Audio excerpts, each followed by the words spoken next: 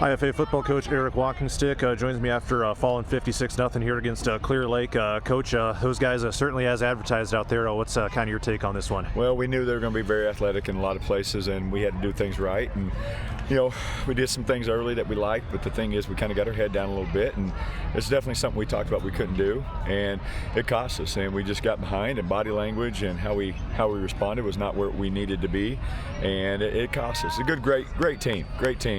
You know, they're gonna make some noise as they go forward if they can stay healthy. But you know, we got to do a better job keeping our head for sure. A few different times you had some personnel have to leave the game. You know, get checked out for a few injuries here and there. Did that make it kind of difficult to try to sustain momentum to any extent, or what's? Well, it is when you start patching things together. It kind of, you know, when you get used to certain things. You know, we were a little dinged up. I think we had as many as 15 out this week for practice with different things at different levels. But you know, it's one of the ones where we got to have the mentality. The next guy's got to step up and step in, and you know, we just got to do a better job of, you know, just keeping our composure and stepping in and playing football. But again, you know, some guys did some things they had to do for us and step into some places they weren't expecting to play. Offensively, what seemed to give you guys the most trouble against that defensive Clear Lake? The athleticism of the box was stellar. They did a good job of blitzing us in certain downs and playing soft in other downs. And you know, their secondary is athletic enough that they can hang with you. And with that D-line pressure on the quarterback, it's hard to get, you know, throws. And we're trying to work, you know, outside the pocket a little bit. And there were some things we looked, you know, we have iPads going the whole time and just weren't there, weren't quite open.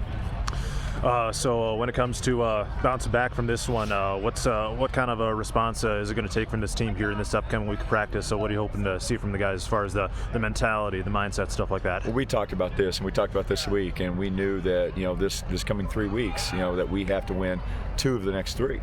And so for us, we know what lies ahead of us. We have to wake up over the next 2 weeks, put together some wins, and hopefully qualify for the playoffs. And we feel like we're in that place that we can do that. You know, we got to get everybody healthy. We can't afford to sit there and, you know, be banged up with what we have. But that's our goal. We're going to sit there and we're going to give everything we got for the next 2 weeks, try to qualify for playoffs.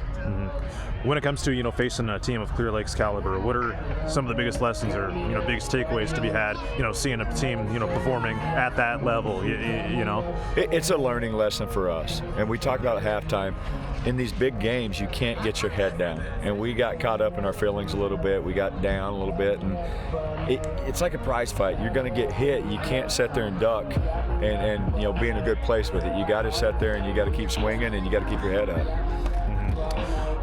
When it comes to that last drive of the game, you were able to pick up a little bit of momentum. What did you like about what you saw on that drive to kind of, you know, get a few things going there offensively? Well, just piecing together here and there. By that point, we had some kids playing some different positions they don't normally play, and they did a good job. And we just, you know, tried to get a little bit of a drive going. And the other thing is, you know, we were talking about as coaches, we want to come out of this thing healthy. So we're trying to be intelligent and not risk, you know, somebody's health for, you know, a late touchdown. You know, so that was the thing, and we did some things well, and we just got to keep piecing together, you know, whenever it counts. We'll end it on try to end it on a high note here. We talked a little bit earlier this week, but you know, this team with 3 wins this year, it's surpassed the win total of the last 3 years. So the fact that you guys are in this position, you know, still with a chance to make the playoffs, just what does it mean for you guys? Well, the thing is, you know, we talk about this all the time. We're in a great place, and I don't think our kids necessarily realized that until the RPI came out, and then they're like, Coach, we're in a great place. And so again, reaffirming to our guys where they're at, and the thing is, we're getting better and we're doing some really good things, and there's some good things for us to work on.